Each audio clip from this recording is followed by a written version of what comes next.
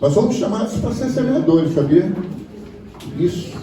A ordem é: joguem as sementes. E a semente é a palavra de Deus. Então a gente joga a semente. Se ela vai germinar ou não, já não é com a gente. Isso é com o Espírito Santo. A nossa obrigação é jogar a semente. Então a gente está sempre jogando a semente, ou seja, jogando a todos a palavra de Deus, para que vocês possam se alimentar dela. Porque assim como nós necessitamos do pão nosso de cada dia para o nosso corpo, nós necessitamos da palavra de Deus para alimentar o nosso espírito. Amém, queridos? Podem sentar. Quem tiver com bolsa nas cadeiras, põe no colo para que caiba mais gente. Tem muita gente chegando. Tem aqui na primeira fila. Quem sentar aqui não se aperreie não, porque não vai ter pergunta não. Ganha ponto. Para vocês não. Vai ter pergunta para vocês não. Ganha mais ponto que sentar aqui na frente. Amém.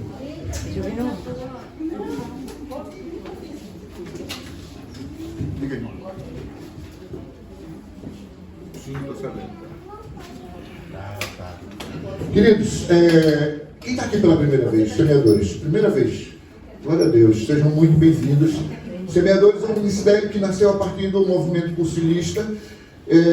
A ideia era não deixar parar aquele quarto dia. Quando nós fazemos cursilho, nós saímos a todo vapor, animado e tal. Só que quando a gente chega no mundo, a gente leva um choque térmico e acaba esfriando, né? E a nossa missão é não deixar esse primeiro amor esfriar. A gente quer estar sempre aquecendo vocês com a palavra de Deus. Então toda segunda a gente está trazendo a palavra do Senhor aqui. Temas pertinentes ao nosso dia a dia. Temas à luz da Bíblia, sempre à luz da Bíblia. Para que a gente possa alimentar essa caminhada. Essa caminhada que nós chamamos de santidade.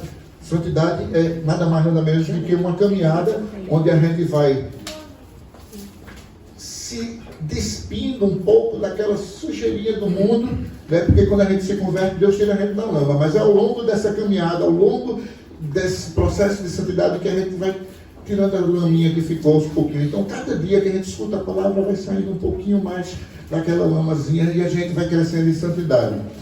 Então, queridos, sejam muito bem-vindos vocês que estão aqui pela primeira vez. Espero que vocês voltem. Toda segunda estamos aqui. Quando não cabe aqui, a gente vai para o templo, mas a gente está toda segunda. Às vezes não dá aqui, por isso que a gente pede para fazer inscrição, né? A gente coloca lá o link, porque como essa sala aí não cabe mais do que 50, 60 pessoas, aí às vezes a gente tem que solicitar o tempo. Mas sejam bem-vindos, voltem sempre, e é muito bom ter vocês aqui com a gente. Alguns avisos assim, para que vocês entendam mais ou menos como é que é a dinâmica dos semeadores.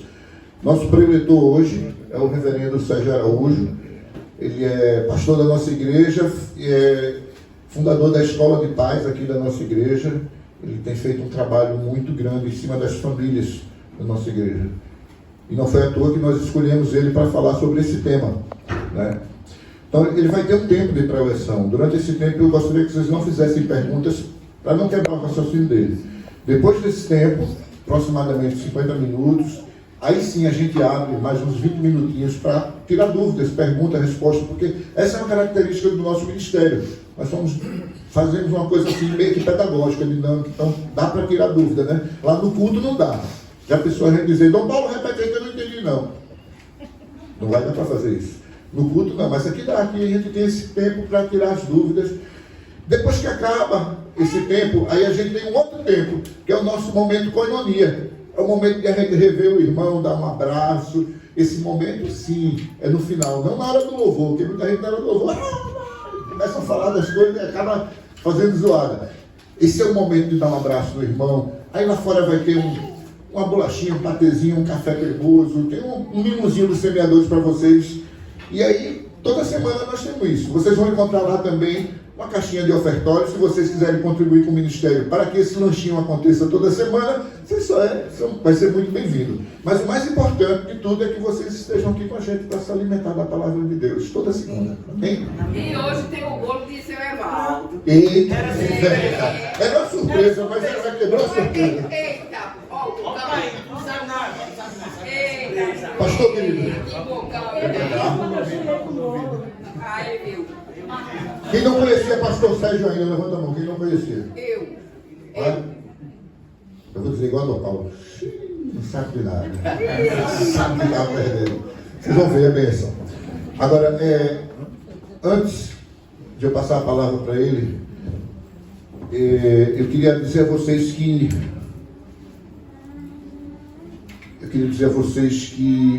esse tema, assim, é um tema que nos preocupa muito, né?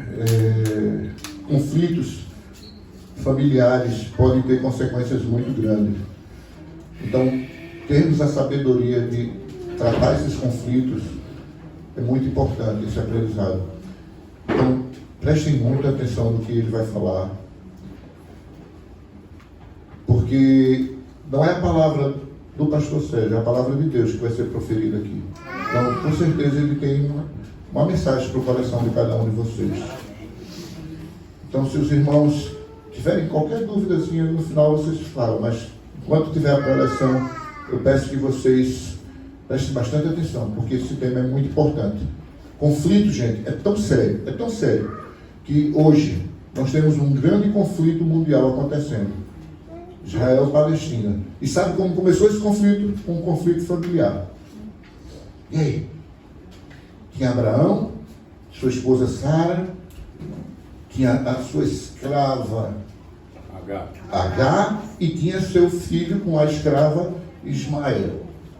E o filho dele com Sara, que era Isaac. Olha só. Criou um conflito tão grande ali, que dali veio bater nos dias de hoje as consequências desse conflito. É fato. Não é verdade?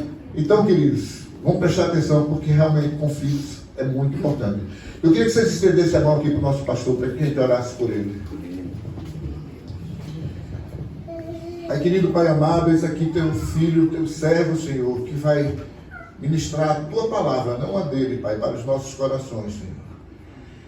Que ele diminua para que tu cresças nessa noite, Senhor, para que tudo que saia da boca dele não saia do coração dele, porque o coração do homem é corrupto e enganoso, mas a tua vontade, Pai, tudo que sai vem de ti, é bom, é perfeito e agradável. Então, Senhor, o que vier hoje, que venha de ti, para os nossos corações, porque vindo de ti nós sabemos que é a pura verdade, Pai, a verdade que nos alimenta, porque tu és o caminho, a verdade e a vida. Em nome de Jesus, pedimos a tua presença aqui nessa noite. Amém. Amém. Muito bem, queridos. Boa noite a todos. Boa noite. Olha, é uma alegria estar aqui. Eu acho que essa é a terceira vez que eu passo por aqui, você. Eu me lembro ainda dos tempos. Essa água aqui eu posso usar, né? Eu me lembro de alguns temas. O primeiro tema eu falei aqui sobre laços de família. Você lembra disso? Lembro. E tem muita... assim, Dom Paulo, quando me trouxe, foi exatamente para vir para o Ministério da Família e falar sobre... Naquela ocasião a gente falou sobre laços de família, que tem a ver com relacionamentos, que é o que tem a ver com o que a gente vai falar hoje aqui. Né? Tudo a ver, exatamente.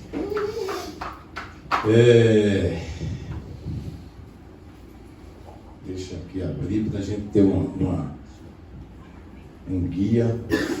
Muito bem. E eu estava olhando o seguinte, quando o Silvinho falou comigo, e aí falou em relação, vamos falar sobre a questão dos conflitos, né? E conflito tem tudo a ver com relacionamentos, ok? Tudo a ver.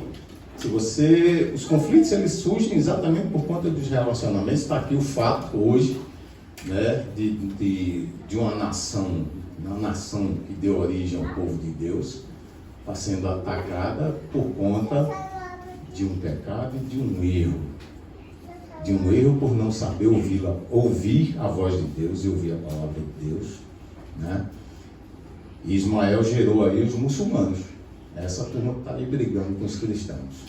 2 irmãos, filhos de Abraão, né? Indo de um lado do outro. Então, só para você ver, conflitos familiares. E a gente veio hoje aqui falar sobre tratar de conflitos familiares, né?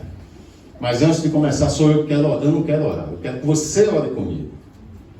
Porque eu acho que a importância da oração não é o pastor estar orando, é você estar orando. Porque quando você está orando, a minha e a sua oração, ela vai chegar lá nos céus.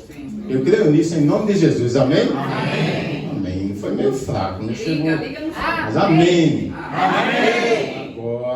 Agora.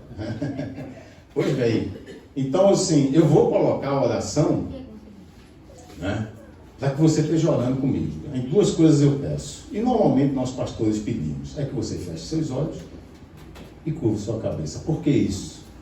Para que você não seja incomodado nem atrapalhado por ninguém, nem atrapalhe ninguém que está junto de você. Eu costumo dizer, na igreja eu não faço isso, mas em alguns lugares que eu vou, eu digo, se você não quer orar, mas faça isso, porque você não atrapalha quem está ao seu lado. Amém? Então vamos lá, feche seus olhos, curva sua cabeça, vamos entrar na presença santa do Pai. Pai, em nome de Jesus, eu peço que o Senhor nos seja revelado pelo Espírito Santo, porque Ele é quem te revela, Senhor. E pela Tua palavra, que ela seja revelada para mim e para todos aqui que estão. Enquanto eu estiver falando essa mensagem, mostra-me cada área escondida no meu coração, no coração de cada um que aqui está. Mostra, Senhor, o que é que existe de imperfeito e o que tem impedido, Senhor, de nós conhecermos muito mais a Ti e de sermos muito mais eficazes como seres humanos. Porque a Tua palavra, ela desmembra, desbloqueia, ela revela e ela nos cura.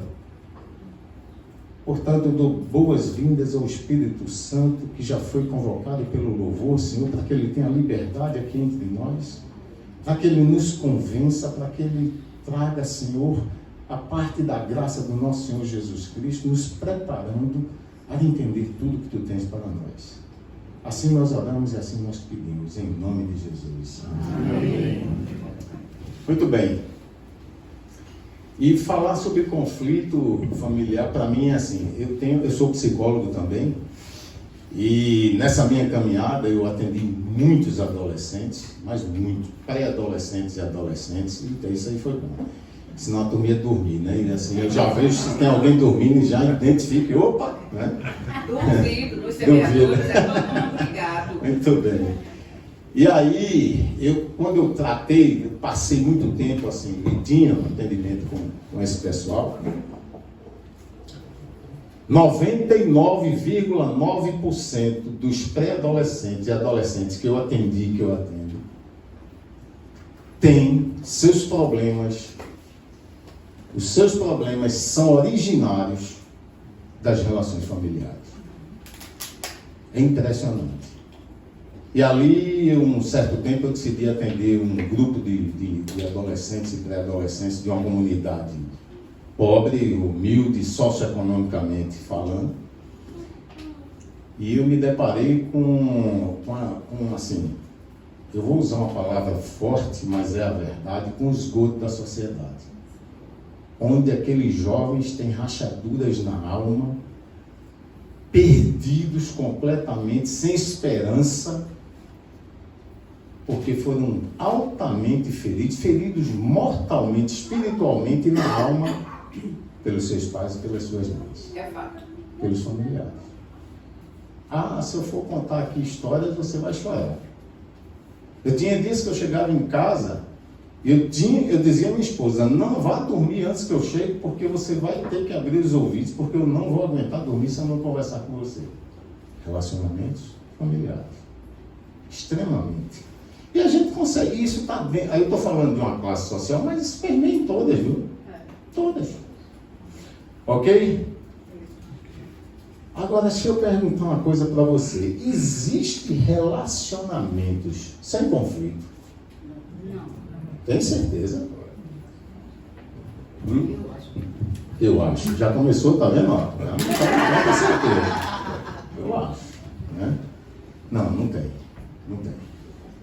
Porque as pessoas são diferentes, gente. Cada um tem o seu estilo de vida, cada um é composto, né, de uma forma diferente. Se a gente for olhar como nós fomos constituídos, nós começamos de uma constituição genética, onde a gente traz um pedaço de genes do pai, um pedaço de genes da mãe, vem da avó, vem do avô, e quando a gente fala avô e avó, já são 4, né? E começa a vir essa misturada, e é no gene E dentro do útero da mãe, que é gerado o temperamento, o meu e o seu foi gerado lá. E cada um vai tendo a sua característica e as relações pela qual cada um, como eu e você, tivemos nesse período, tanto de gestação, eu começo a dizer até da concepção, para a gestação, e o desenvolvimento infantil, pré-adolescente e adolescente, tem toda uma influência, ou seja, influência não, ele determinou, meu amigo, o que eu e você somos hoje. É fato. Só para você ter uma ideia. É por isso que a palavra de Deus, se a gente for pegar a Bíblia, se a gente pudesse transformar a Bíblia numa única palavra, essa palavra seria relacionamento. Porque ela começa falando de relacionamentos, acabamos de falar aqui, do início ao fim. Relacionamentos com Deus, relacionamento com o próximo, relacionamento de sociedade, relacionamento com família, relacionamento com amigos, todo tipo de relacionamento você encontra ali. A Bíblia é riquíssima. Então ela não fica calada quando o assunto é relacionamento. Por isso, meu amigo, esse tempo aqui vai ser curto. Eu tenho certeza. É verdade. Ok? Mas aí assim, toda família em um determinado momento ela enfrenta algum conflito interno dentro da família. E aqui a gente vai trazer essa questão do conflito para dentro da família. Para dentro desse contexto, tá? Família. Porque tem conflito em tudo que é canto. Você chega na escola com o professor, tem conflito com os colegas no trabalho, seja lá onde for, você vai encontrar conflito. Conflito é algo que existe todas as vezes em que você se depara diante de uma situação e que essa situação ela vai depender de definir se eu vou atender uma necessidade minha ou de outro, é um conflito. E a partir daí, dessa situação, eu vou ter que fazer uma escolha. Você vai ter que fazer uma escolha.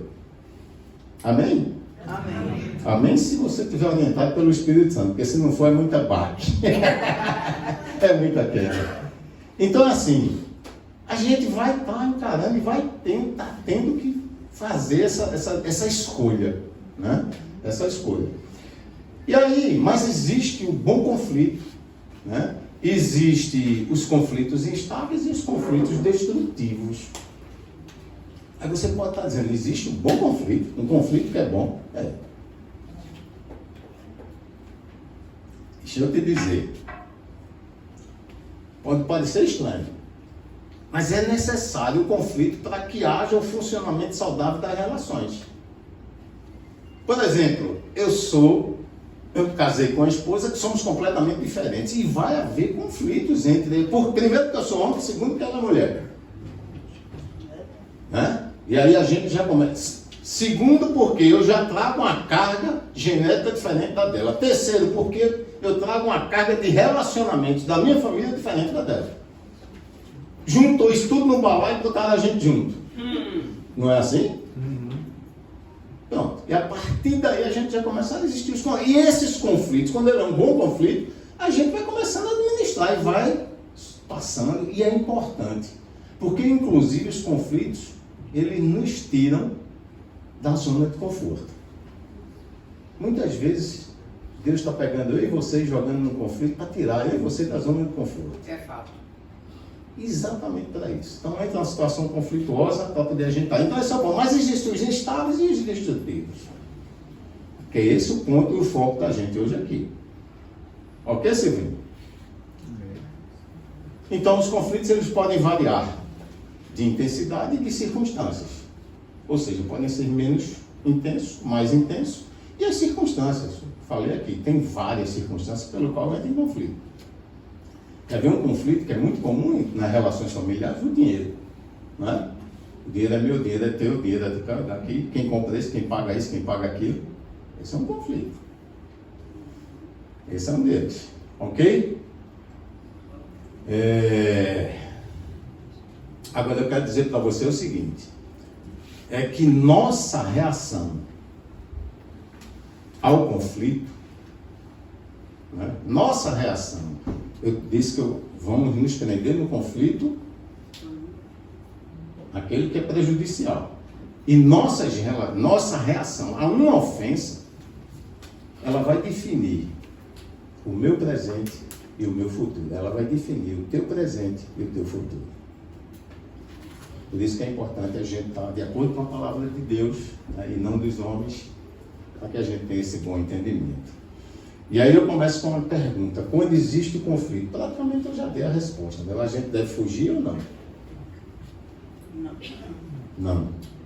E quem disse não, eu gosto. Olha, você disse que não tinha pergunta, a turma se aproximou e agora se ferrar, porque eu vou fazer muita pergunta. Não. Né? E quando você você diz não, você tem que encarar, você tem que enfrentar, ou não é nesse sentido? Sim ou não? Sim. Tem que encarar. Nós sabemos, gente, que fugir não dá certo. Nunca. Gosto da participação. Nunca. Né? Então, se a gente não pode fugir, nunca deve fugir, daqui a pouco eu vou dizer o que é que Deus fala sobre isso. Tá? Nós precisamos lutar. É ou não é?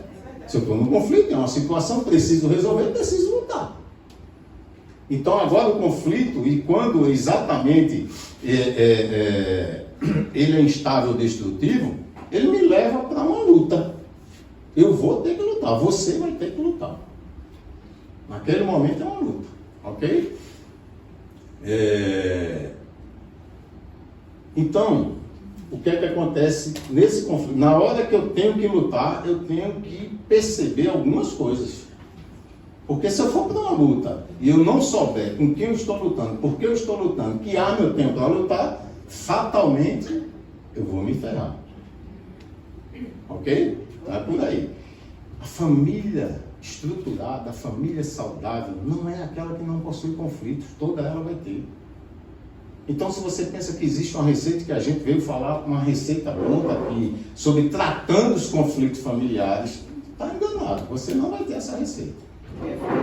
Não vai ter.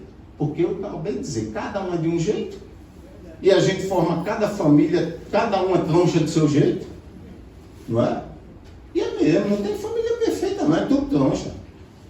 E por que a família tem que ser troncha? E aí você diz, mas a família não foi plano de Deus, a família não foi projeto de Deus, e por que a família é troncha? Deus é tão sábio que fez a família troncha, ele deixou que fosse troncha. Sabe para quê? Para que ele esteja presente. Porque se ele não estiver presente, ela cai todo o tempo.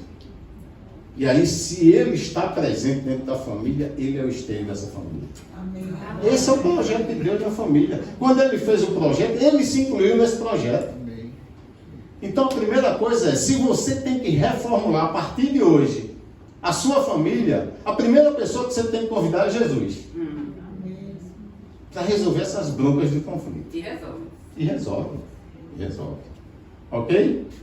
Agora, se nós vamos lutar contra quem, meu irmão? Contra quem a gente vai lutar?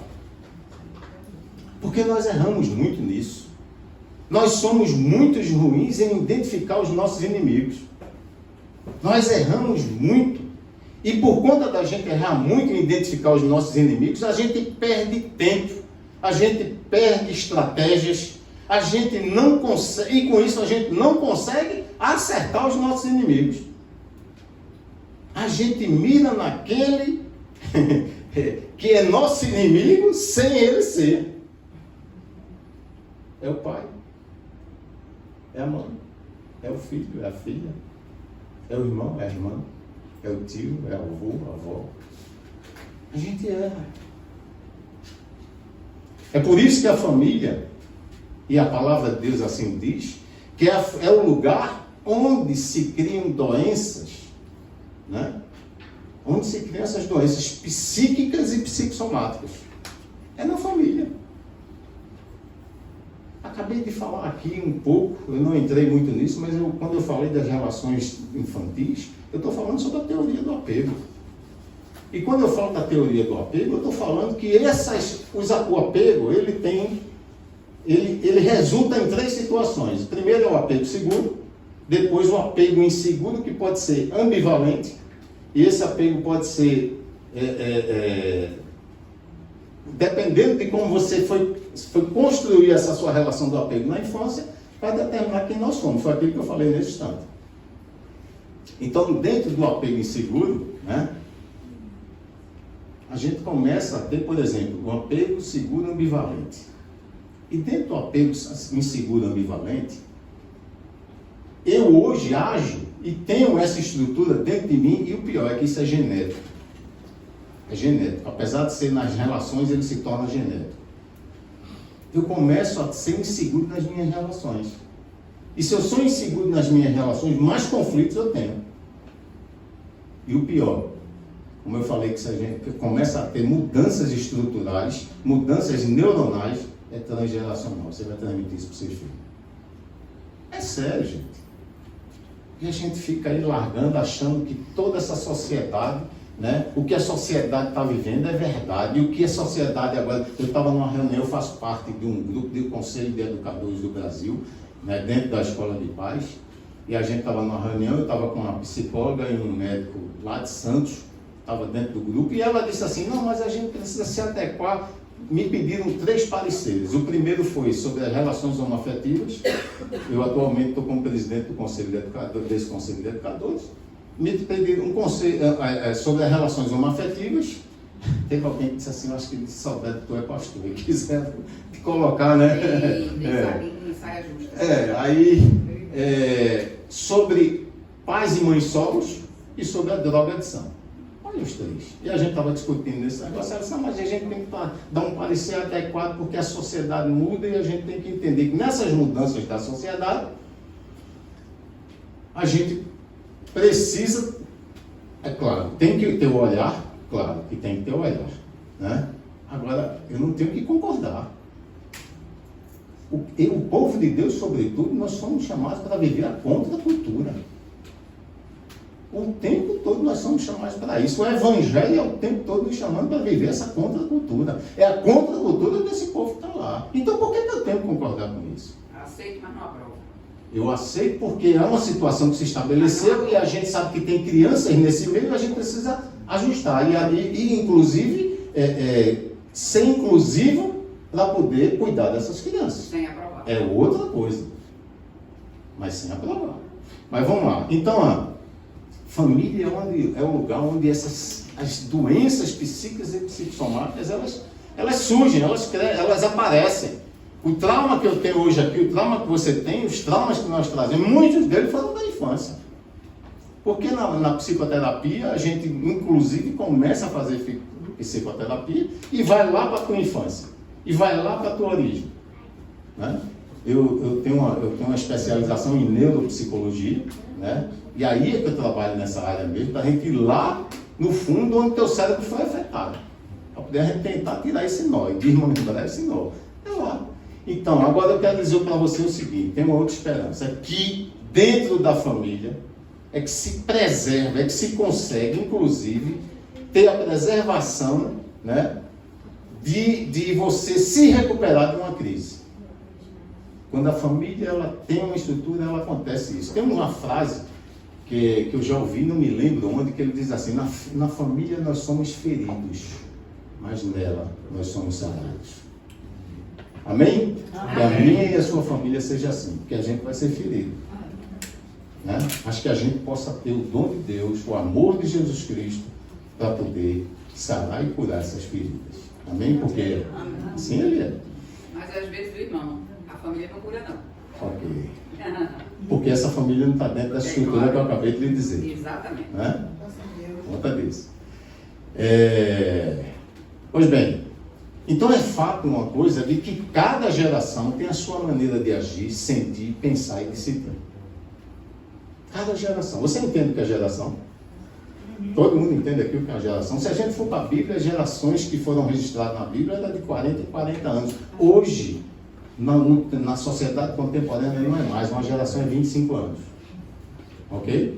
Então, indivíduos nascidos na mesma época, né? Mesmo espaço de tempo, que é esse dos 25 anos, e vai de uma geração para outra. Se você pôr o Aurélio aí, é mais ou menos isso que ele está dizendo lá. Ok? Sobre esse conceito. Então, em uma família, hoje nós temos o quê? Várias gerações presentes, principalmente no contexto familiar que nós temos hoje. Né? Você tem o quê? Avô, pai, filho, neto, enteado, sobrinho. A gente encontra de tudo hoje nas constituições familiares, né? Encontra tudo. Isso significa o quê? A presença de variados pensamentos, conceitos e valores. Muito mais variado. Muito mais conflito. Né? Muito mais conflito. Mas a gente precisa entender uma coisa. E aí eu gosto do seguinte. Quando eu falo, sábado passado agora, eu levei uma mensagem sobre família também, lá na igreja de Aldeia. Tem o dia da família, eu levei. Eu estava falando isso, e aí eu estava chamando a atenção, porque eu fui falar e eu vi que tinha muitas pessoas que não tinham mais filhos em casa. Né?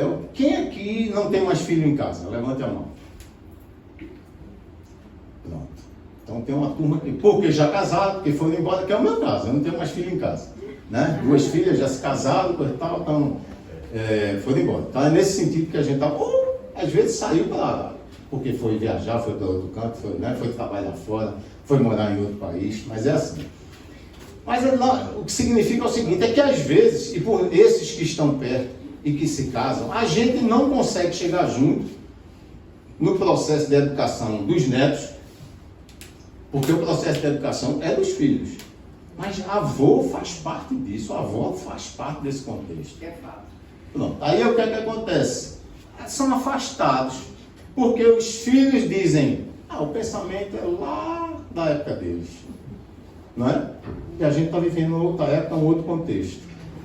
E os avós, por sua vez, dizem, bom, se eu for falar, eles não me ouvem porque pensam que é assim.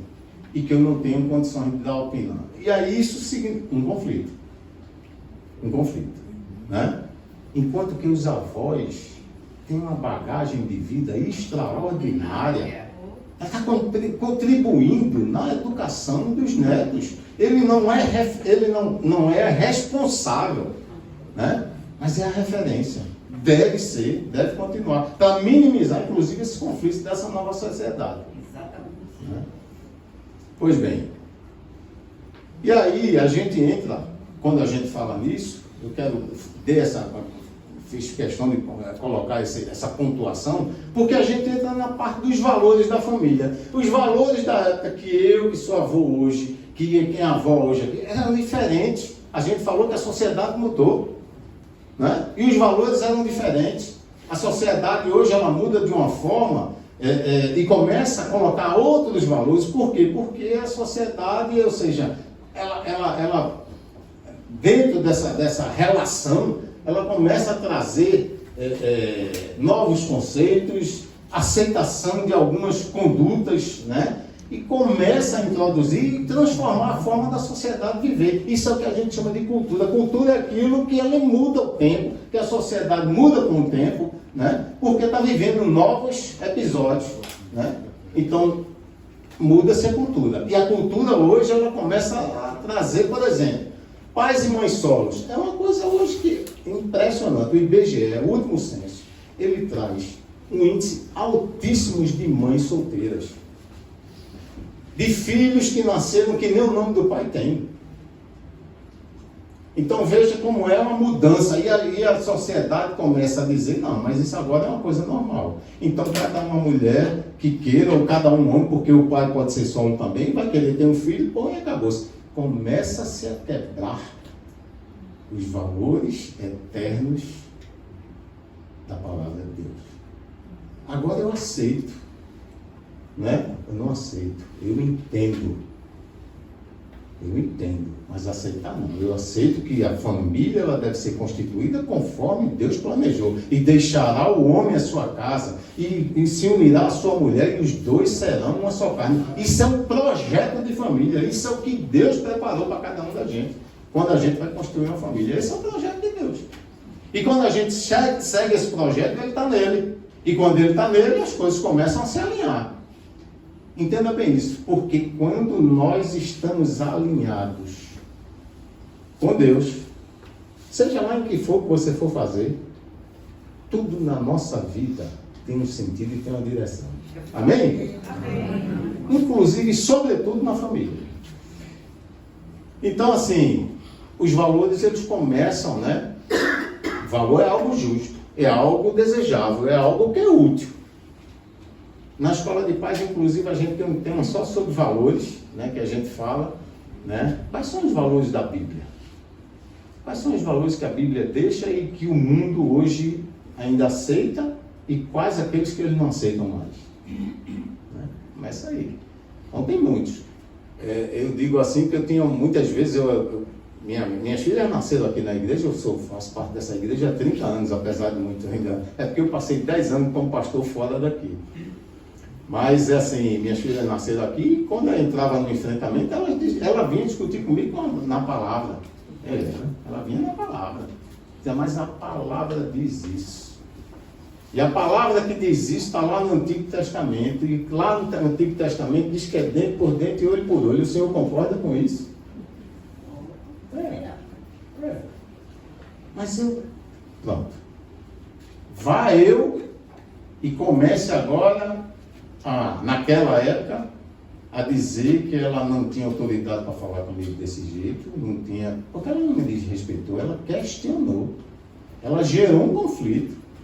É aquele espaço de diálogo que a gente precisa abrir com os nossos filhos. Como é que você vai saber o que é que está passando na cabeça do teu filho se tu não deixa ele falar? Porque tem muito pai que é assim. Porque no diálogo entre pais e filhos, muito é assim. É o pai e a mãe quem começa o diálogo.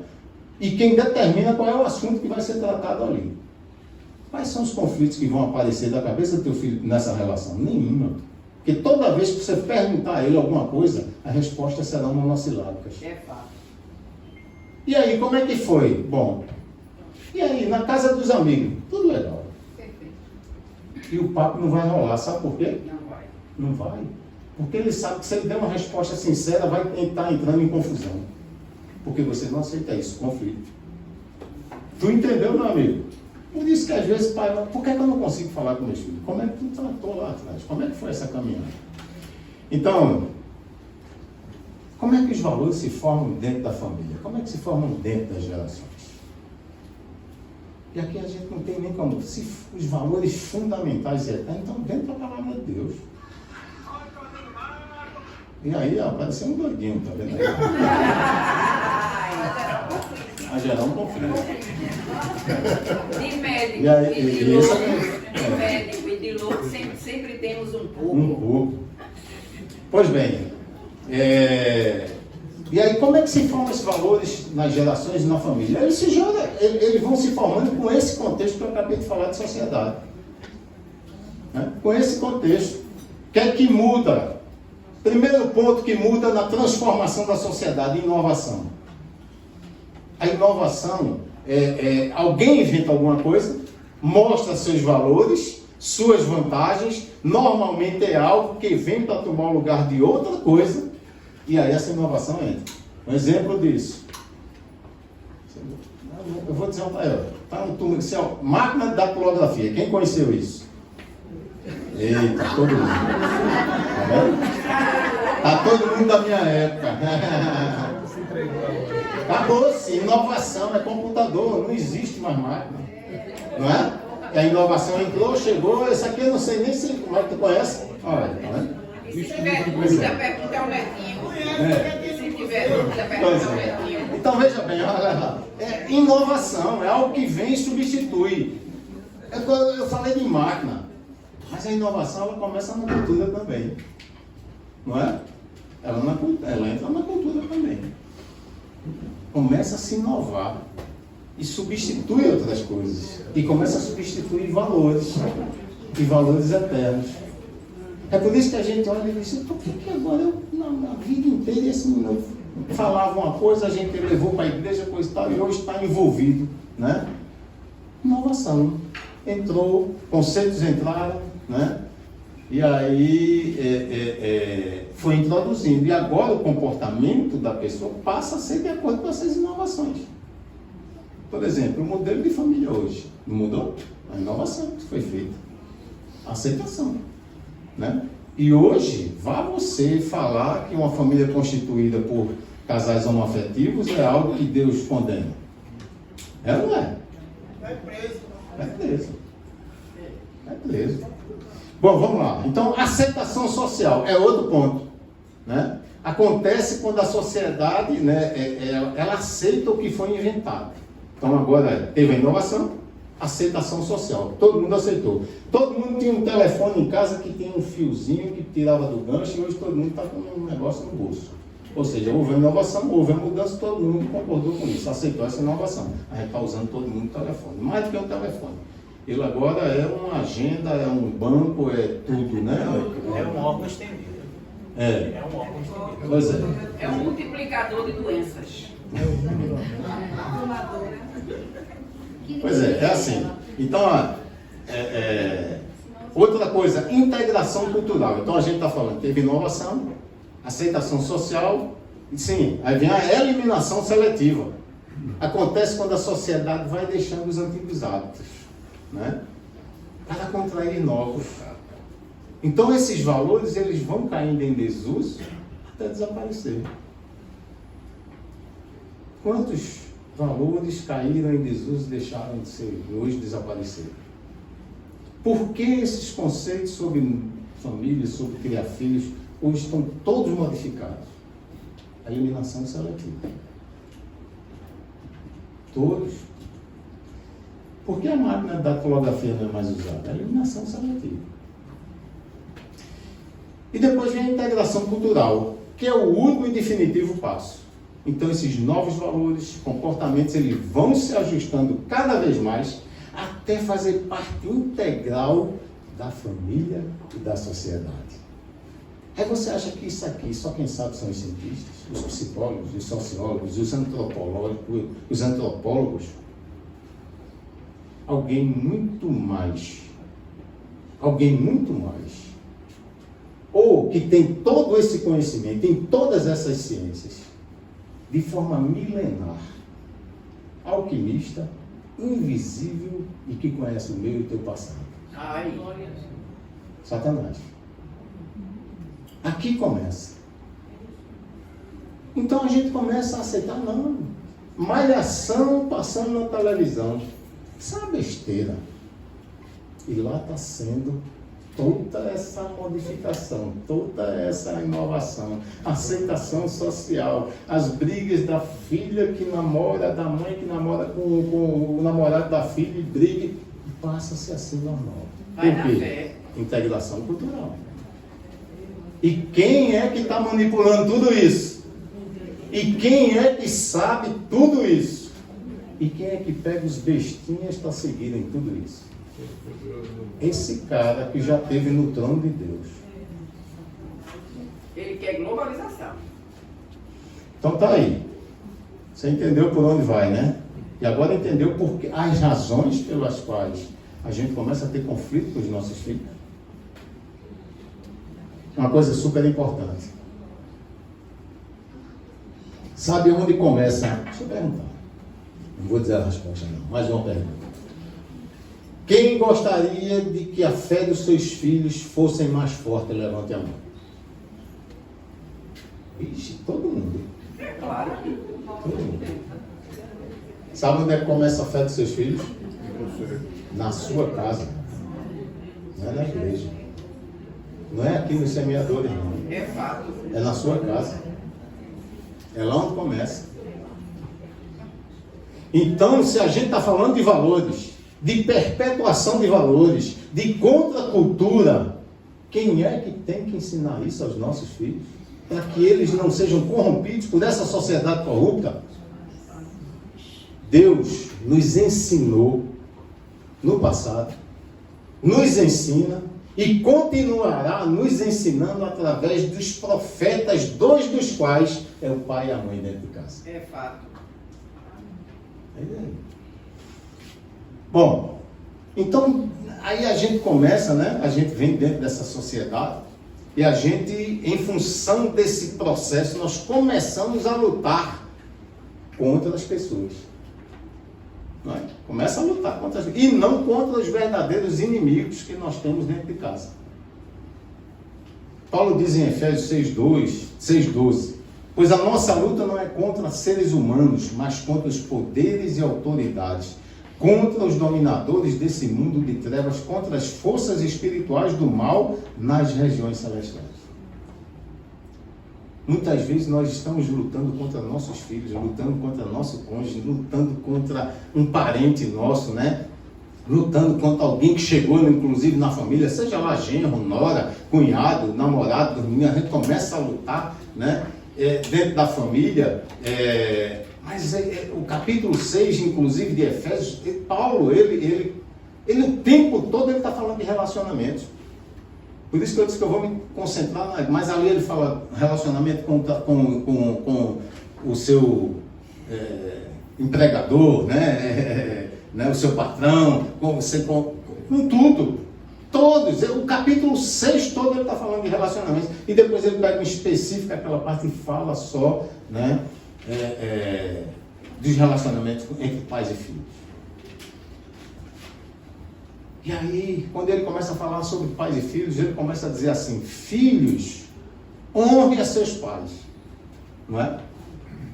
E ele está se reportando já o que está. Valores eternos. Pilares eternos. Onde é que está isso? Na lei mosaica, Deuteronômio. Filhos, honre a seus pais para que se prolonguem os vossos dias na terra. Está aqui. Já começa a falar, e depois ele começa, ele não deixa lá, ele diz pais, né? Filhos, aí ele vai para os pais agora. Pais, não provoqueis a ira dos vossos filhos. Quantos pais têm provocado a ira dos filhos? Conflitos familiares. Situações pelas quais os valores deixaram de serem vivenciados dentro de casa. Às vezes a pessoa diz assim: eu não sei porque agora meu filho está no mundo e eu não consigo conversar com ele. Porque os valores foram corrompidos. Porque esses valores foram deturpados. Porque esses valores foram substituídos. Como a gente acabou de dizer aqui. Entrou esse processo e trocou, passou tudo aí. Deixa eu me policiar no horário aqui. Deixa eu ficar aqui, né? Não, olhe não, continue. É até 9, é? Que hora tem que ir? 9, vamos até 9. Mas vai ter parte 2. Eu corro aqui. É porque assim, esse assunto ele é muito amplo. Quando você me falou comigo, eu fiquei assim, eu digo, é muito amplo. Primeiro porque a gente precisa conhecer esse contexto do desenvolvimento da personalidade. Isso é uma coisa super importante para você entender, né? Hoje a neurociência ela traz uma revolução incrível sobre isso. É impressionante, né? E aí a gente tem todo um contexto para se falar, inclusive eu estou falando de neurociência, vocês dizem, mas pera, tudo com base na palavra de Deus, vocês vão ver. Tem horas que eu falo, quem participa aqui da escola para a Júlia, né? Júlia, não é Júlia? Eu pego um texto lá de neurociência, falo para os pais, e aí eu vou lá na Bíblia, está lá o que a Bíblia diz sobre o que a neurociência está confirmando hoje. É fato. É impressionante. Mas é isso, vamos embora. Pois bem, então assim, ele está falando o tempo todo de relacionamentos, né? E chega um momento que ele diz, porque a nossa luta não é contra as pessoas. Eu gosto dessa tradução da Nova Versão Internacional, porque na outra ela diz, não é contra carne e sangue. Mas na versão internacional, a nossa luta não é... Carne e sangue são pessoas. A nossa luta não é contra pessoas, né? Não são contra essas pessoas, não é contra filho, não é contra pai, não é contra a mãe, não é contra a esposa, não é contra a esposa, não é por aí. Nós erramos o tempo todo quem são os nossos inimigos. A gente está sempre o tempo todo errando. A gente deve evitar lutar, a gente deve evitar de lutar contra as pessoas da nossa casa. Porque a luta não é contra eles. Eu quero dizer para você o seguinte, é que essa estrutura, né, ela não sou eu, é muito do que existe em mim, do que foi produzido quando eu era criança, e está dentro de mim. E muito do que está dentro de você que foi produzido e que é você hoje. E muito do que está entre nós. É aí onde está a nossa luta. Não na pessoa, são na forma pela qual a sociedade produziu. Eu fiz um curso de neurociência em São Paulo, e no final do curso foi trazido um adolescente, um pré-adolescente, que já tinha 8 crimes, tinha matado 8 pessoas. Esse menino tinha 12 anos de idade. 12 anos. E no final do curso, a gente foi dentro desse ambiente, coisa e tal, e aí o professor trouxe e botou ele para a gente fazer uma anamnese, uma conversa.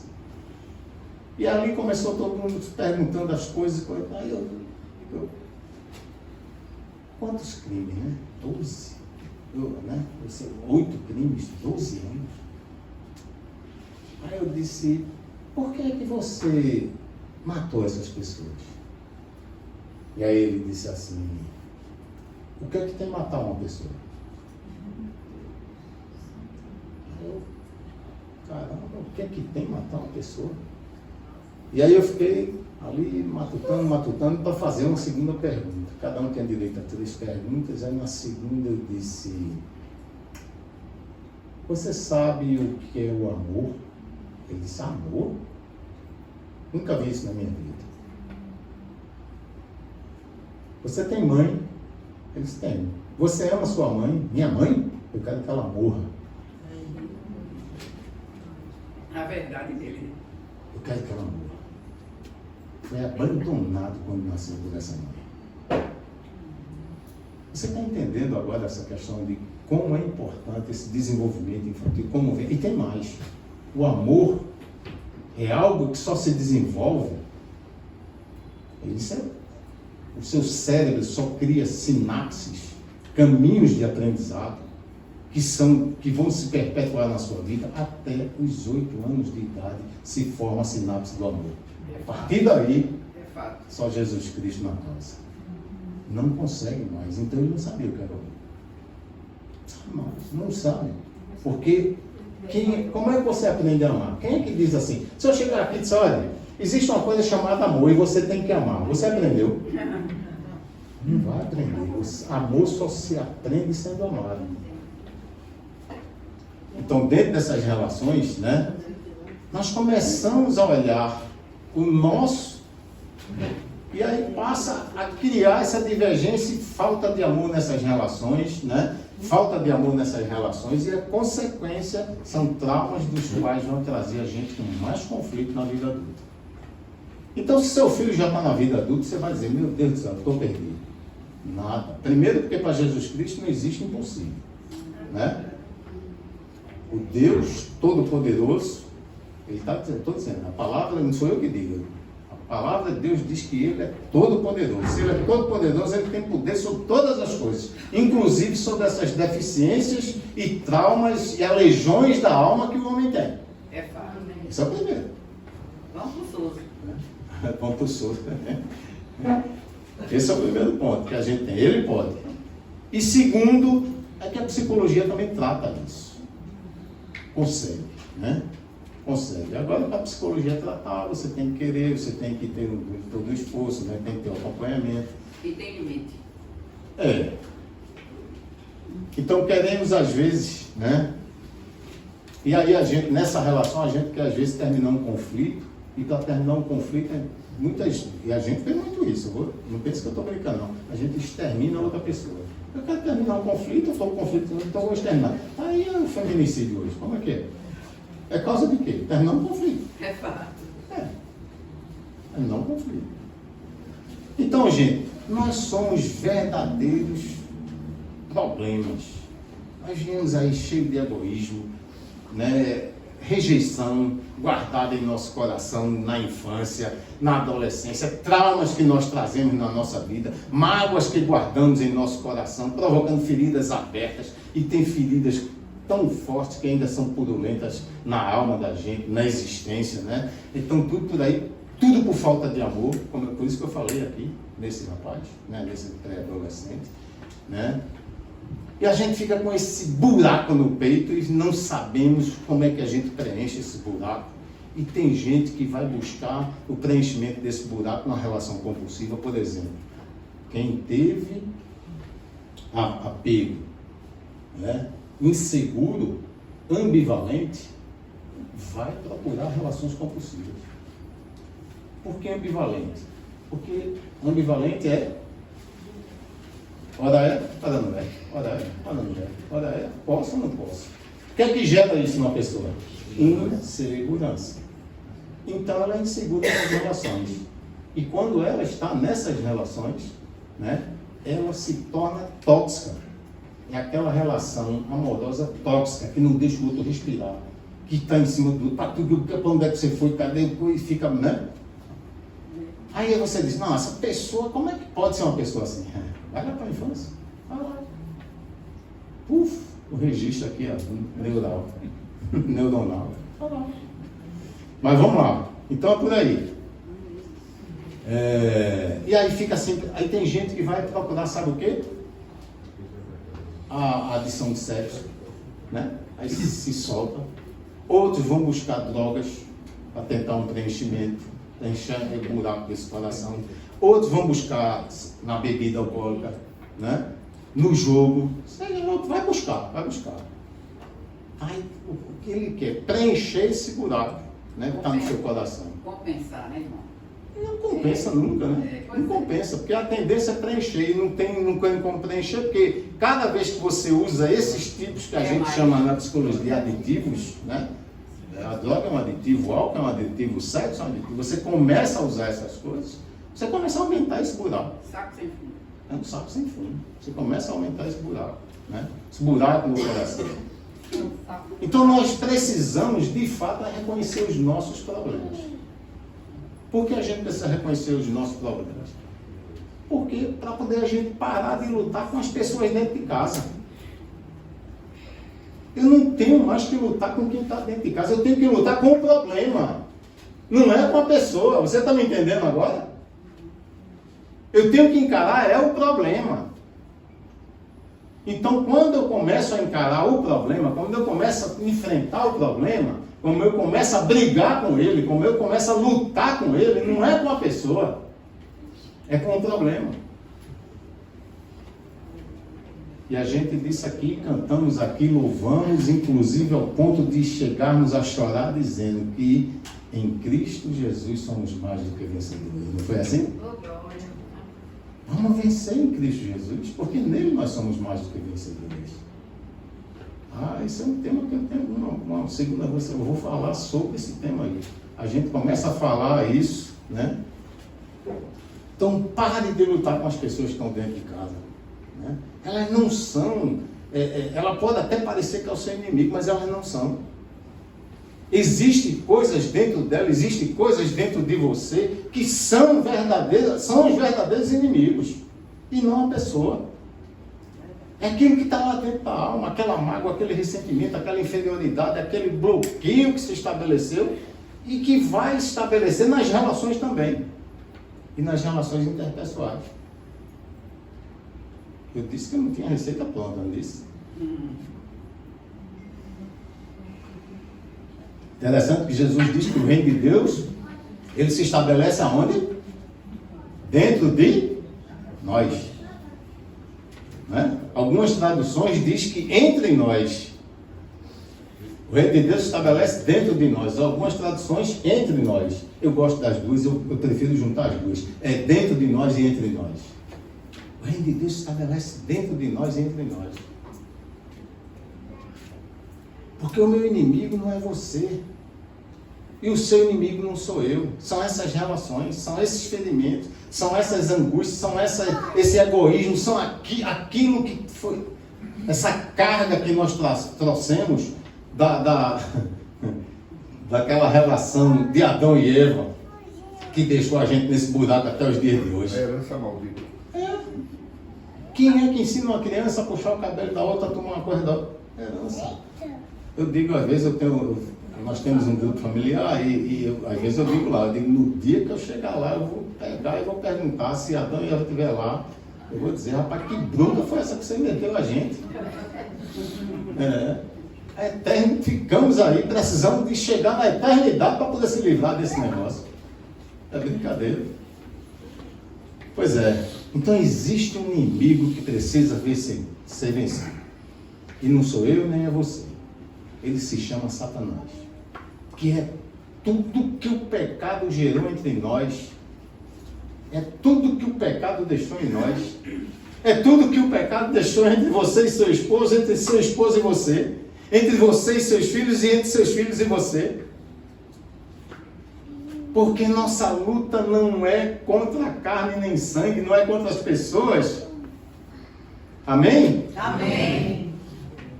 Então a gente vai, como é que a gente resolve esse conflito? Vou correr, não.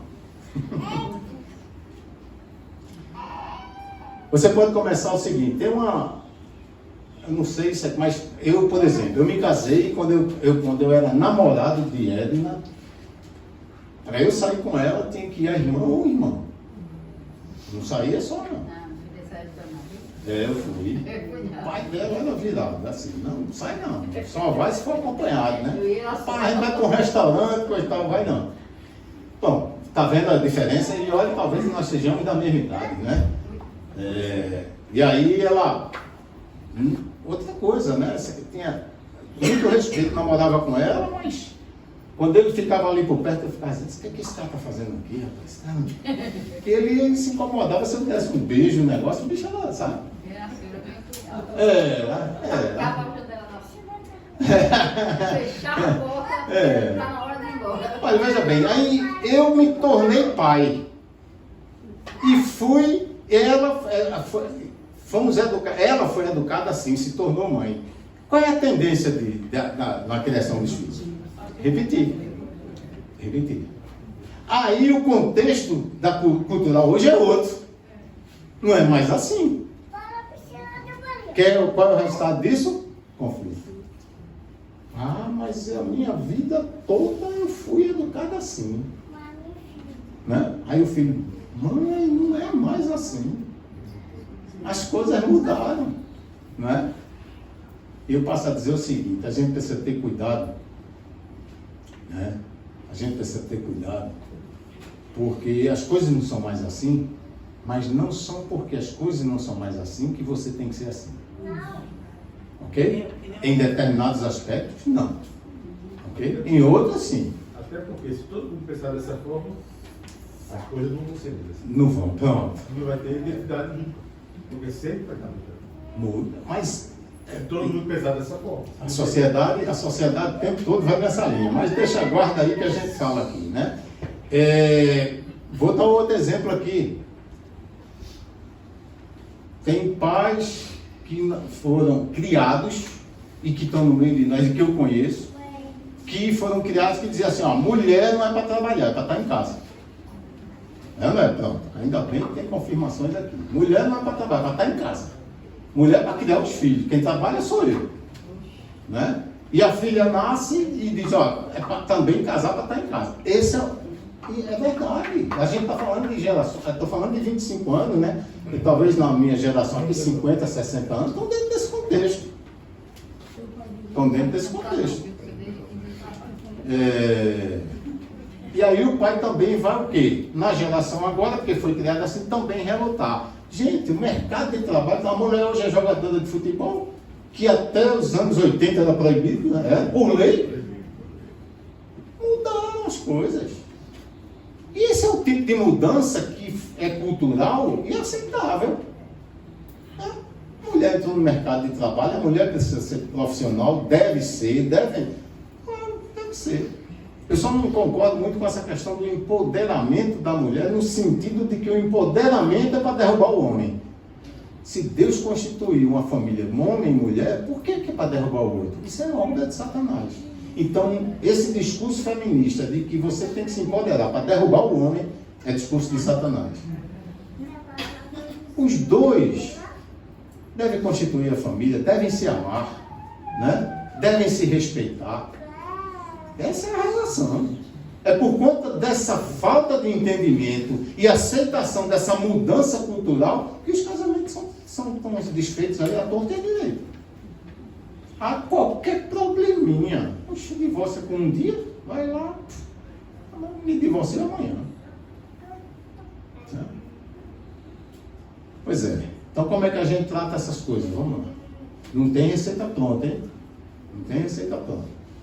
Mas tem alguns princípios que a gente pode aplicar. Primeiro, comunique o conflito. Se é um conflito, comunique, abra o jogo. No início aqui, né, eu comecei a falar que é para fugir, né? É para fugir ou para lutar? Na maioria aqui é lutar. Não foi assim? Nós sabemos que fugir não dá certo. E a Bíblia já disse isso, ela diz isso. Não fugir. Então, se você está com sua Bíblia aí e quiser abrir, Mateus 18:15 diz assim: se o teu irmão pecar contra ti, vai arguí-lo entre ti e ele só. Se ele te ouvir, ganhaste o teu irmão. Então, gente, o verbo arguir aqui pode ser traduzido em trazer à luz, Arrazoar, né? expor, mostrar o erro, mostrar a razão dos fatos, né? Convencer alguém, né, da sua falta, convencer alguém do seu erro. É esse o sentido aqui. Vai arguí-lo. Isso aqui ele está dizendo, é condicional? Não, se quiser vai, se não quiser não vai. Vai. É mandatório. Arguí-lo. Ok?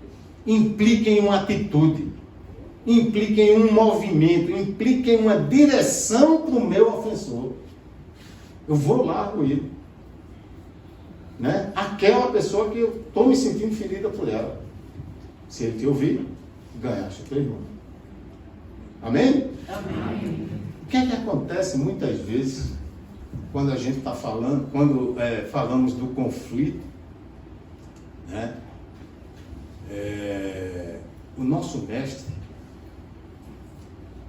ele está dizendo o tempo todo que a gente deve arguir. Se existe um conflito, a primeira coisa que você sai daqui hoje é enfrentamento, arguir, levar o assunto. Agora, faça um segundo ponto, faça bom uso das diferenças. Esse é um segundo ponto. Esse arguí-lo a gente daqui a pouco fala como é que vai ser. Faça bom uso. Se você puder entender a posição do outro, veja bem, uso das diferenças. Se você puder entender a posição do outro, se você entender que a posição do outro é diferente da sua, por isso que o conflito está existindo, você vai entender que não existe nem melhor nem pior. O que existe é uma posição diferente. Por que é que muitos pais não deixam os filhos falar e expor suas ideias? Porque não quer aceitar o diferente. E às vezes eles querem expor o diferente, porque na cabeça dele está o diferente. Perde a oportunidade de uma conversa, perde a oportunidade de conhecer o pensamento do filho, perde a oportunidade de dar uma direção. E o conflito persistiu. Não resolveu. Então a vida familiar vai ficar muito mais fácil, muito mais rica, né? Muito mais simples com esse tipo de convivência. Tem um provérbio indiano que ele diz assim: não critique um homem antes de andar 1 quilômetro com o sapato dele. Se põe no lugar do outro. Jesus o tempo todo ele se compadecia. O que é compadecer? Padecer com. É padecer com o outro. É sofrer com o outro. É saber o que o outro está passando. Né? É por aí.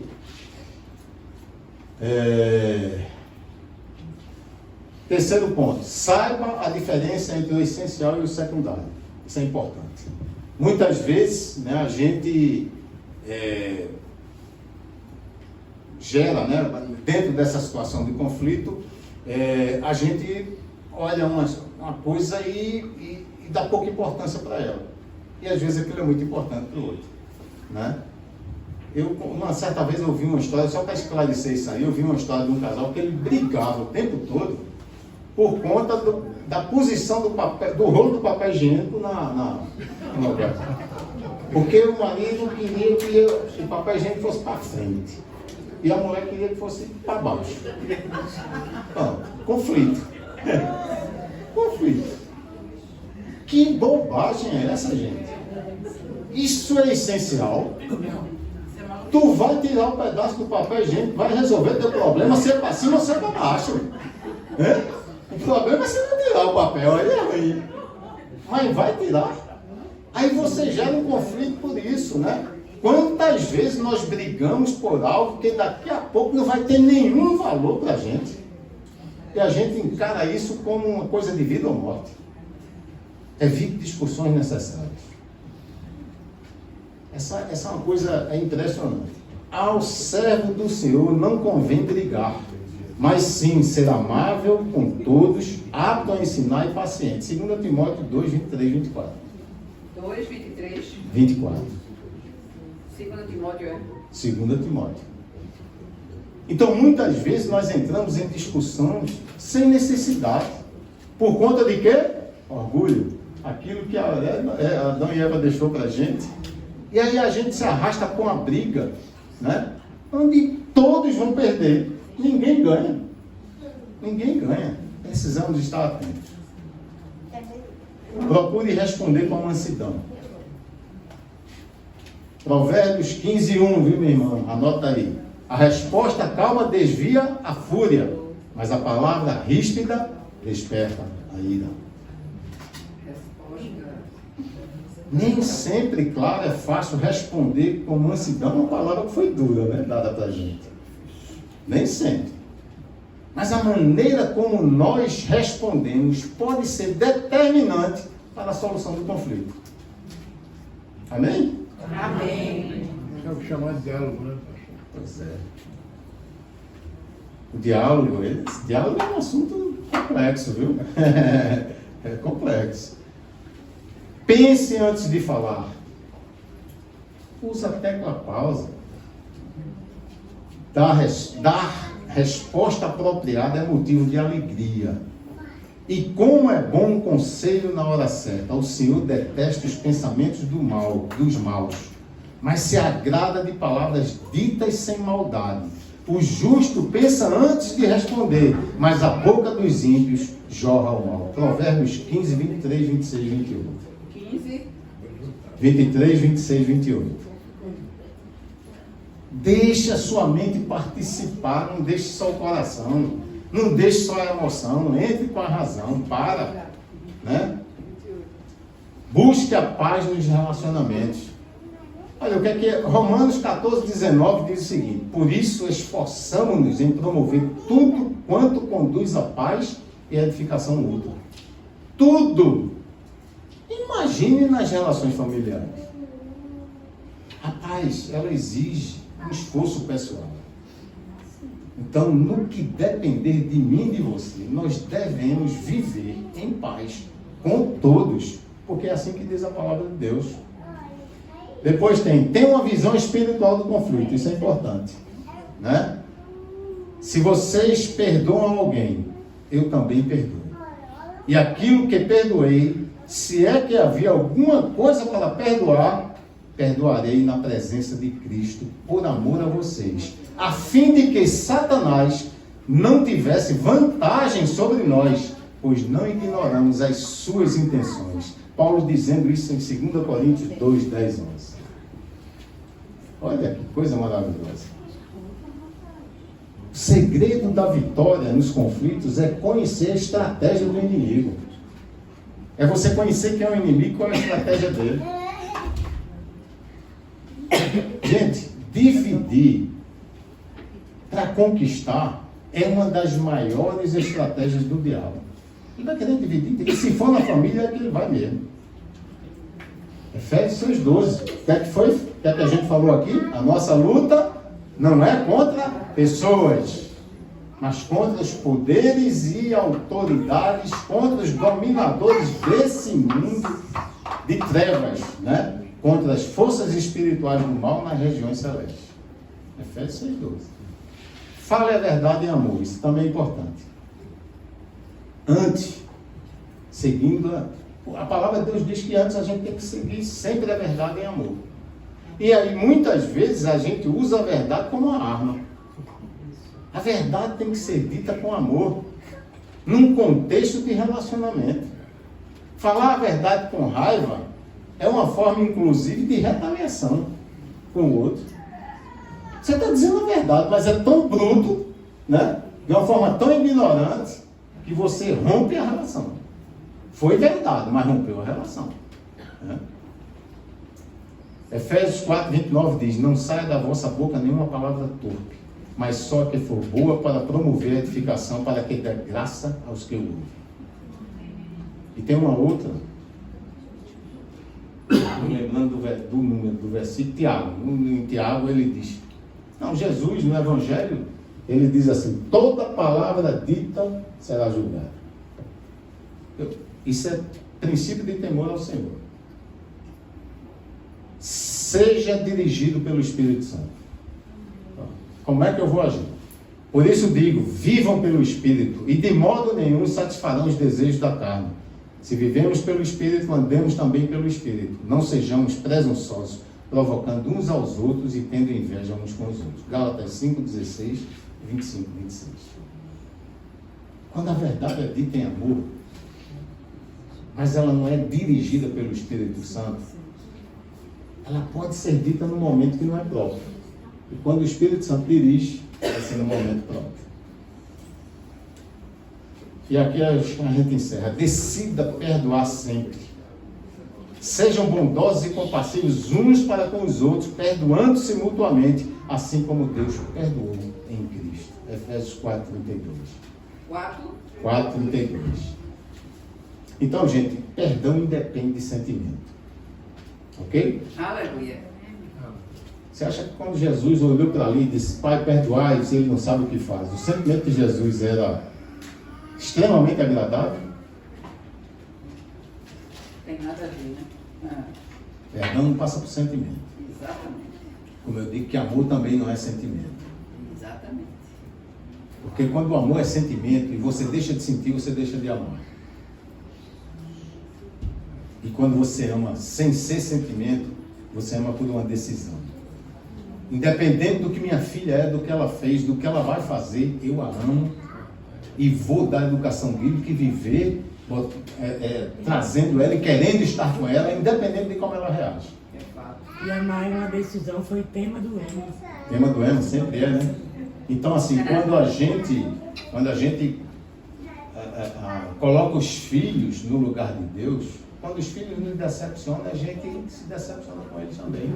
A gente faz tudo de bonzinho para eles, contanto que eles sejam bons para a gente. Pais centrados em Deus agem, dão disciplina bíblica, né? Estão junto dos filhos, independente de como eles sejam. Porque foi isso que Deus nos chamou, para sermos pais nessa condição. Então, perdão independe de sentimento. É um ato de obediência, fruto de uma decisão racional. A decisão de não mais ofender aquela pessoa que me ofendeu. Ok? E aí, por fim, a gente vem. Tiago 4:1. De onde vêm as amarguras e contendas que há entre vocês? É uma pergunta que Tiago faz. Não vem das paixões que guerreiam dentro de vocês? Está vendo de onde vem?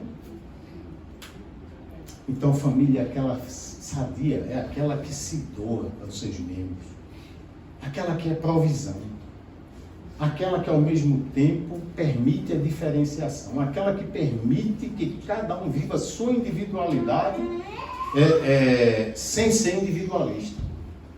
Essa é a família essencial. Agora, evidentemente que a gente não pode renunciar aos valores bíblicos, ok? Não pode renunciar.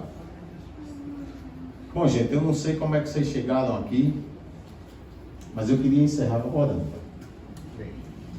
Depois aí, você dá o tempo de pergunta, mas eu queria mais uma vez, eu vou orar e eu vou colocar pronome pessoal. Né? Primeiro, vou usar o pronome pessoal, eu. Porque você vai estar repetindo essas palavras para você e dizendo eu. Amém? Amém. Mais uma vez, feche seus olhos, curva sua cabeça.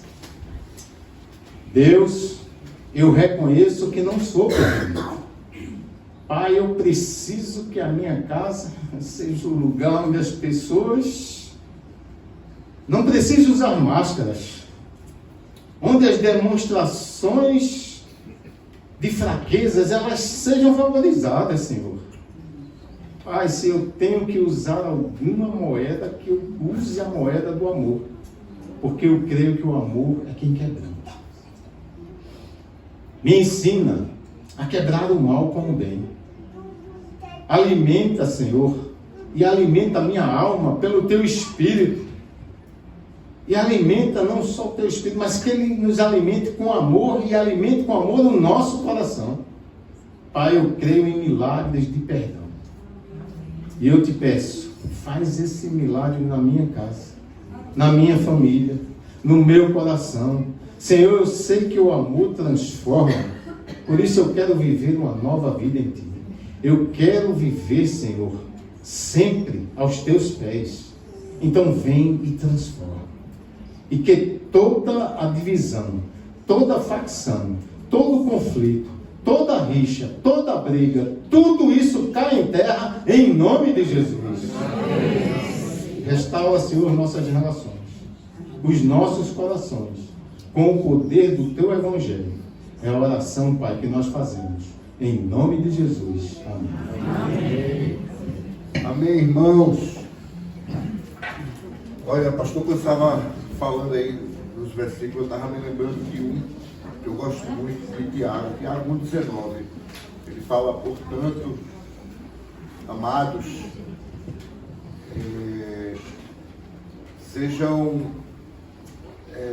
estejam sempre prontos a ouvir, sejam tardios em falar e tardios em se irar. Gente, se a gente seguir isso, já elimina um bocado de conflito, né, pastor? Porque hoje ninguém quer ouvir, ninguém quer escutar, ninguém quer ser ouvido. E o importante é você conhecer a origem dos conflitos. E saber que muitos deles estão dentro de você. Né? Saber que muitos estão dentro de você. Alguma pergunta? Alguém tem alguma coisa? Evaldo já levantou a mão ali, primeiro, depois dele. Não seria bem uma pergunta, seria dois fatos, né, que aconteceram do meu conhecimento. Eu, na casa, morei 20 anos em São Paulo, e eu tinha uma outra família, e a minha mulher, na época, ela era professora, ensinava numa escola de periferia de São Paulo. E ela gostava sempre de pegar aqueles alunos bem complicados, aqueles mais rebeldes, e ela trabalhava com a menininha. E a menininha era muito problemática e tal. Então, a menininha tinha um irmão que era de outra sala. E que ninguém mais queria. Aquele menino já tinha rodado várias salas e as professoras, algumas delas até reclamaram que levaram chute era o resultado. Ela disse, manda esse menino para a minha sala, eu quero conversar com ele. Aí foi conversar com a menina primeiro, e depois foi conversar com o irmão. A menina disse o seguinte, fulaninho dorme na minha cama junto comigo. E ele dorme com a perna por cima de mim. A minha mulher falou assim, a professora dizia, como é que é uma coisa? Falar com a menina, com um menino.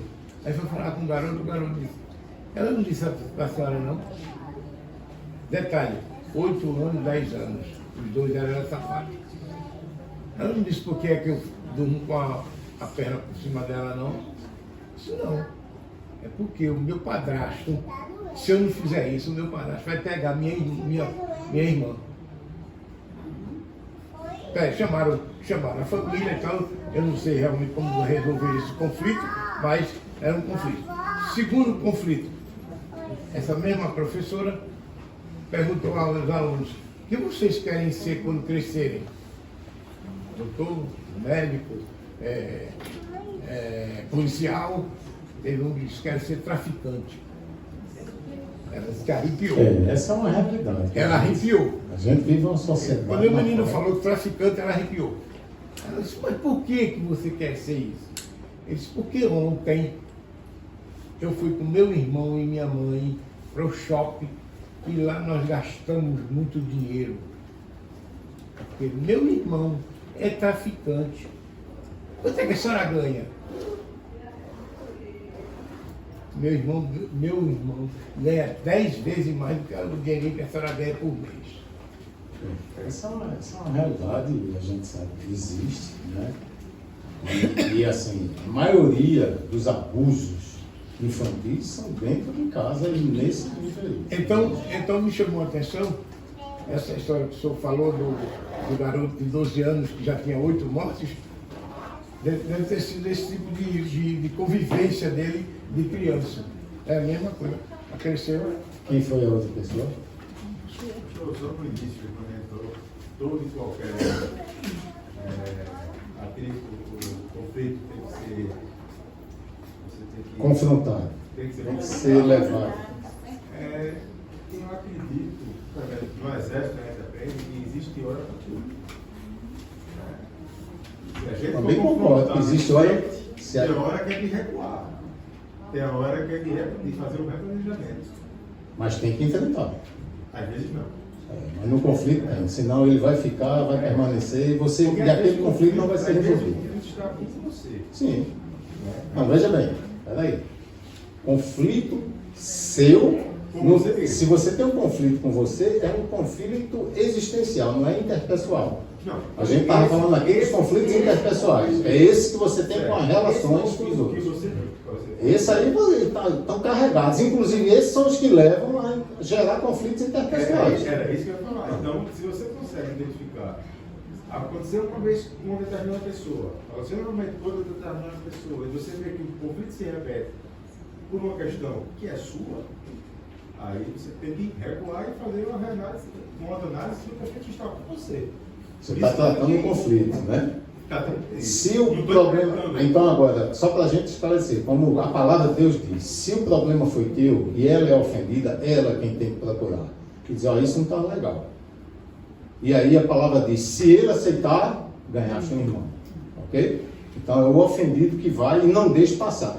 São exatamente por ser essas situações de ofensa que vão sendo guardadas, que vão sendo armazenadas, que lá na frente vai estourar, ou de um lado ou do outro. Não tem como você conviver. Ou você vai criar um muro de separação, você começa aguardando, isso acontece muito com os filhos, com os pais. Porque os pais têm o poder de autoridade, e tem autoridade em casa, e aí ele não vai, não leva, e vai deixando, e vai criando. Os conflitos, eles começam a criar um muro, uma muralha intransponível, que quando chega uma época pelo qual não existe mais nenhuma relação dos filhos com os pais. Ou com o pai, ou com a mãe, ou com o outro. Tem vários casos assim. A gente tem filhos aí que não falam com pais há anos. Ontem eu estava vendo onde foi que eu estava vendo, meu Deus? 30 anos que não falava com a mãe. 30 anos que não falava com a mãe. No dia que falou, pediu perdão, houve um quebrantamento. Ou seja, houve uma ação, eu vou enfrentar o conflito. Houve um quebrantamento, a mãe aceitou, ela aceitou, uma restauração, porque houve perdão. E perdão é mandamento de Deus. Amém? Amém. Alguém mais? Pergunta aí, Josias.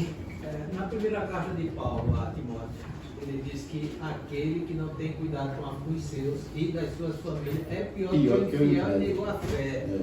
Aí eu pergunto, não tem hierarquia aí, não tem classificação para a criança, para o adolescente, para os velhos, é toda a família. Todo aquele, inclusive ele é bem assim, ele diz, aquele que não cuida dos seus, é dentro da família. O que está fazendo para estar dentro da família. O que não cuida dos seus é pior do que o incrédulo.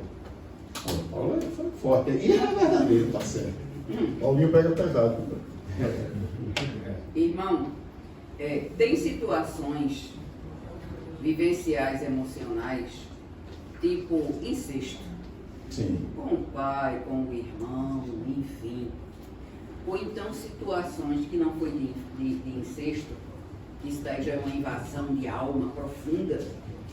Tem situações assim de crueldade de um pai para com o filho, onde há um direito de que quando esse filho cresce, não querer convivência com essa pessoa. Não é verdade? E Deus sabe disso, que não é possível. O pai que deveria ser pai, na verdade, foi o inimigo, está aqui. O filho era inimigo e o pai era inimigo. Ficou e não houve um confrontamento para esse conflito, e aí não resolvido, acabou-se. Não resolvido, acabou-se. Olha, eu tenho um paciente, eu falo dele porque ele me autoriza a isso, não autoriza o nome. Mas ele chegou para mim com síndrome de pânico. Tomando os 3 remédios ansiolíticos, né, antidepressivos, assim, não saía de casa para nada, perdeu o emprego, tudo. E a irmã dele que trouxe, estava desesperada e eu, inclusive, sem agenda, recebi. E eu comecei com aquele rapaz ali, né? E eu vi que eu sou psicoterapeuta, eu tenho especialização em psicodrama e em psicoterapia EMDR, que é essa que eu uso, que é na área da neurobiologia. Essa eu uso, que para mim é efetiva demais. E aí, às vezes vai, a psicodrama entra também, mas essa é fundamental. E aí eu começava com esse, e muitas vezes as dores eram tão fortes, ele tinha uma transformação aqui nessa musculatura, ele começava a subir e ele começava a travar. Era visível a transformação física da dor que vinha de dentro. E para acessar essa dor, meu irmão, foi muito complicado. Porque essa dor estava num período entre 6 e 12 anos de idade, em que ele não se lembrava nada. Nada. Quando foi seu aniversário de 7 anos? Não sei. Onde você mora? Não sei. Onde você dormia? Não sei. Estava apagado da memória dele. Jogou tudo com o inconsciente. Não, o inconsciente já bocado, né? Mas esse aí ele estava no inconsciente muito mais do que isso. Ele estava na área, no lado direito do cérebro, alojado de forma que não sabia mais aquilo. E aquilo começou a perturbar a vida dele. Cauterizou, né, irmão? Não chegou tanto, né? Porque como a gente faz o acesso, a área de broca está do lado esquerdo, e quando você consegue levar, ele verbaliza. Então, assim, quando ele começou a enxergar, ele começou a chorar e não falava. Chorava e eu segurando.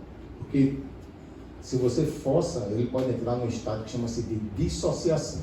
O que é dissociação? Perder o estado de ego. Ou seja, ele perde esse estado e não sabe nem quem ele é.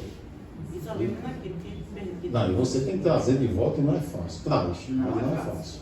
Mas traz, né? O técnico a gente traz. Então o que é que acontece? Tem que segurar. E eu não poderia me aprofundar porque ele ia estar dissociado. Ele estava sempre assim. Até um dia que devagarinho, ele chegou. Ele foi abusado pelo pai. Isso é um processo de regressão. Abusado pelo pai. Exatamente. É isso que chama de regressão. Não bem assim. Nesse caso não é porque a gente vai através do cérebro, não do comportamento. Mas vamos lá. Alguém mais? Efeito de casamento. Fale agora, o caso de separação. Isso. A pessoa tem que se calar para sempre, porque ele não vai terminar. Mas é um assunto, né, que é curioso. Eu estou vendo aqui, ó, que maravilha, né? Eu dou parabéns a vocês que vieram, né? Que bom. E que a gente pôde, viu você, eu dou parabéns. Ele foi quem escolheu o tema, veio conversar comigo e disse, se o senhor fala sobre esse tema, eu nem falo. Eu estou aqui para o que Deus mandar, né? Deus mandou, eu vou. Ô irmão, lá atrás, nas hordas primitivas, já se começou aí um conflito entre o Falos. Falos? Falos, né? A questão do poder. Porque aí o Dr. Freud, né, ele falou que, vendo ali no complexo de Édipo e tal, que o gênero feminino, ele inveja o Falos, né? A questão. Então, aí já começou uma questão do conflito do poder. Não sei se do poder, mas da própria existência, né? Porque se você começa a ter, bom, Entendeu? eu entendi, porque eu estudei psicologia e a gente estuda Freud porque começou. Só que hoje, né, tem uma divisória muito grande, por isso que eu fui para a área da neuropsicologia, né? Eu não entendo hoje como você, eu não aceito inclusive, não posso dizer isso, eu não entendo que você trate um paciente sem só olhando a mente, sem olhar o cérebro. Não dá. Para mim não dá hoje. Tá? Então tem que associar isso aí. Você tem redes neurais construídas em todos esses relacionamentos. Como é que eu posso menosprezar isso? Então, em vários desses conceitos. Mas isso é verdade. Né? Isso é verdade. Tem tudo isso. Aquele complexo de Édipo, aquela coisa que Freud queria, passou. Eu tenho assim uma certa... Muitos conceitos dele eu acho importantíssimos e válidos, né? Como, por exemplo, o conceito da sua estrutura de ego, que ele se passa pelo id, gerando o superego, né? E é verdade. Você tem todos os impulsos, pulsões, tudo que você traz quando nasce. Pulsão de vida. E aí começa sendo orientado por tudo que as pessoas fazem, né? Como a educação moral, e gera teu superego. E aí o superego mediado pelo id vai gerar o teu ego, quem você é. Eu não concordo em parte com isso aí, mas tudo bem. Mas vamos lá na hora de psicologia. Amém, irmãos. Olha, eu queria agradecer imensamente a presença de vocês, do nosso querido pastor Sérgio, que se dispôs a estar aqui nos abençoando com sua palavra, com a palavra de Deus, Palavra de Deus. através e também do conhecimento dele, né, conhecimento científico. E a gente queria deixar uma lembrancinha para o senhor, pastor. Que maravilha, isso aqui é bom, rapaz. Uma lembrancinha dos semeadores. Que maravilha.